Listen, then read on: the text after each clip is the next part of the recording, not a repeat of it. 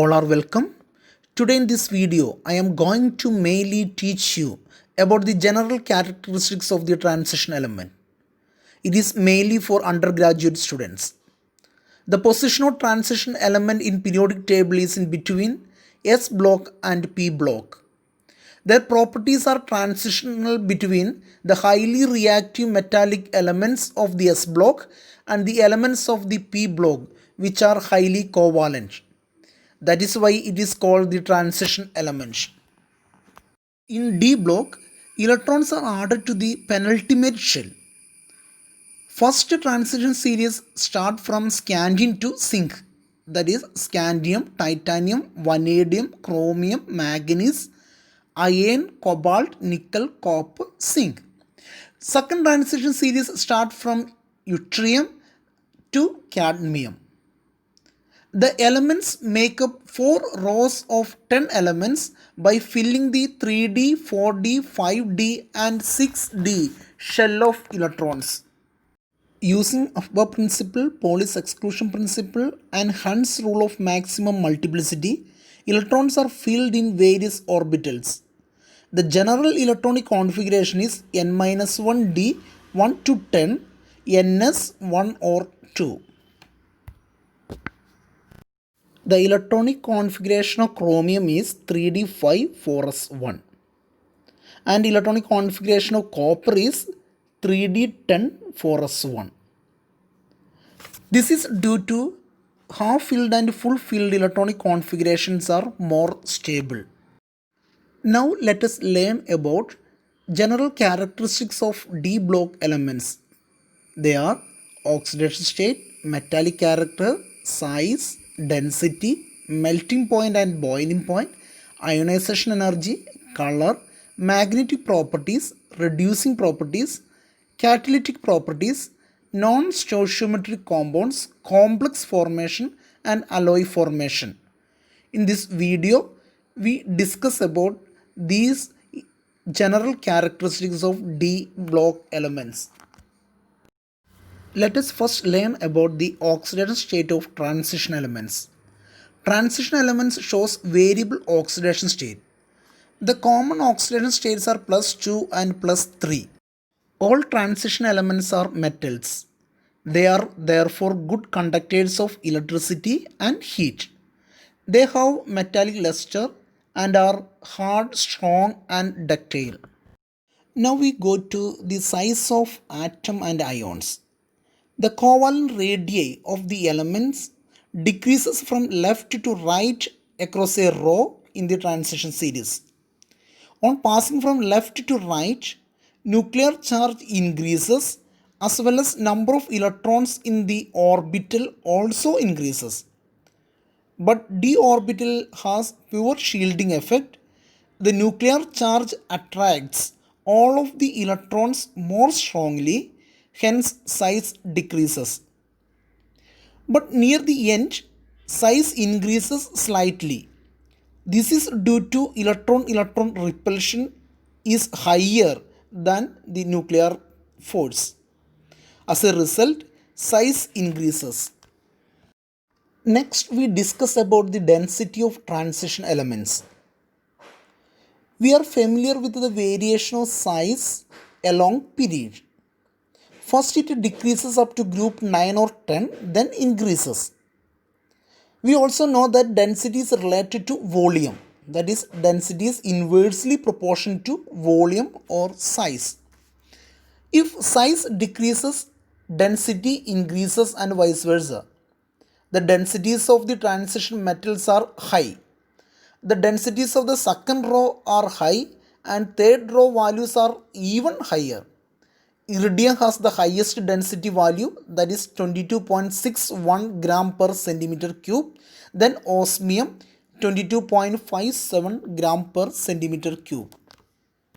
Next we discuss on melting point and boiling point. The melting point and boiling point of the transition elements are very high. They melt about 1000 degrees Celsius. Exceptions are there. For example, zinc, cadmium, mercury have lower values because here D shell is complete. Another general characteristics of the transition element is ionization energy. Ionization energy is defined as the amount of energy required to remove the most loosely bound electron from an isolated gaseous atom. It depends on the size of the atom, charge on the nucleus, screening effect, and types of electrons involved. Along a period, size of the elements are decreases and nuclear charge increases. Therefore, it is difficult to remove an electron from its outermost shell. So, ionization energy increases along period. In this context, we must note one particular thing. Half-filled and full-filled electronic configurations are more stable and it is difficult to remove an electron from its outermost shell. So in this case, ionization energy is high. Most of the transition metal complexes are colored. The metal d orbital are split into two energy levels when a complex is formed, that is tetrahedral or octahedral complex. When light passes through the material, energy is absorbed by the electron and jump into the higher energy level, that is d transition occur. If absorption occurs in the visible region of the spectrum, the transmitted light is colored with the complementary color to the color of the light absorbed.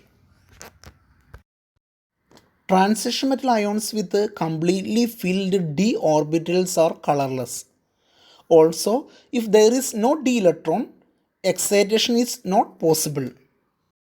Substances are classified as diamagnetic compounds, paramagnetic compounds, ferromagnetic compounds, and antiferromagnetic compounds based on their magnetic properties.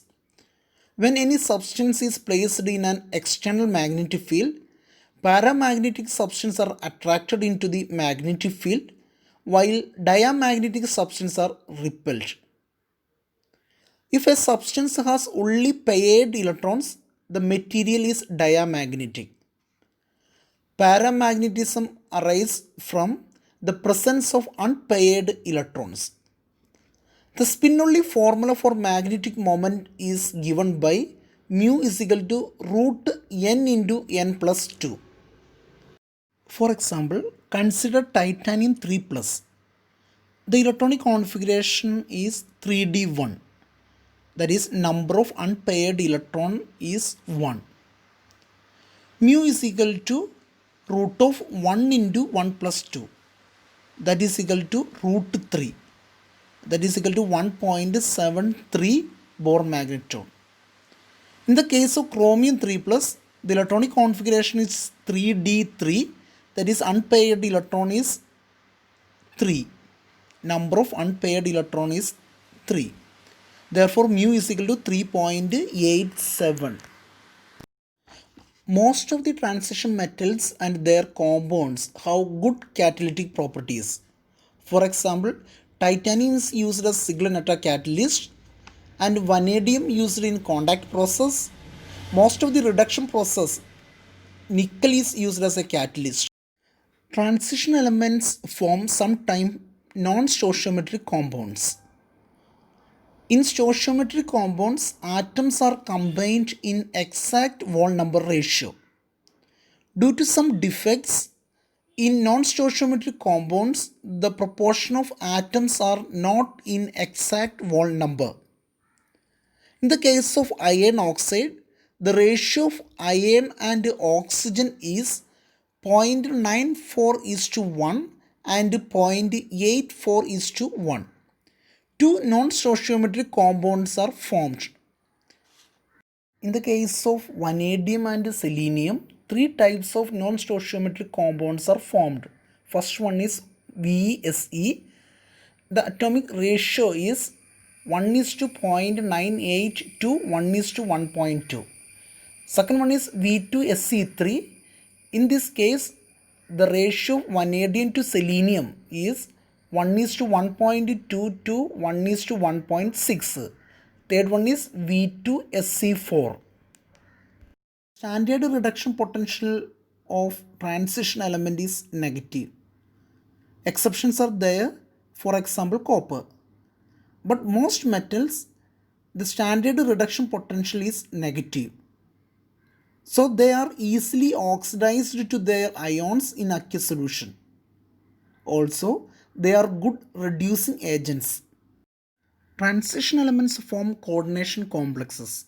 The reason for complex formation is that they have small, highly charged ions and have vacant low energy orbitals to accept one pair of electrons from ligands. They also form alloys. Due to the quite similar size, atoms of one metal can substitute the atoms of other metal in their crystal lattice. Through this video, we study the general characteristics of the D block elements. Thank you very much. See you in the next video lecture.